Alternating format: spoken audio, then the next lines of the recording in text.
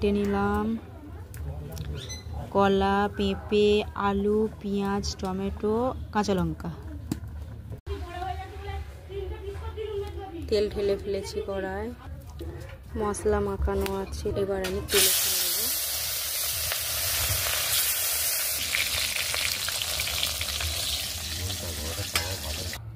গোটা জিরে, কাঁচা লঙ্কা, পেঁয়াজ কুচি, টমেটো কুচি। এবার দেবো আমি পেঁপে, এখন দেবো কলা,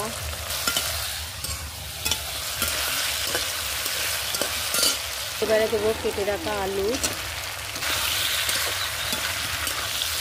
স্বাদ মতো নুন, হলুদ গুঁড়ো, লঙ্কা গুঁড়ো, ধনে গুঁড়ো, সবগুলো উপকরণ দিয়ে এবং নাড়াচাড়া করবো। সামান্য পরিমাণে একটু পানি দেবো, নাড়াচাড়া করে দিয়ে একটু পানি দেবো। ভেজে রাখা মাছগুলো দিয়ে দিলাম। এই ছিল আজকের রেসিপি আমার।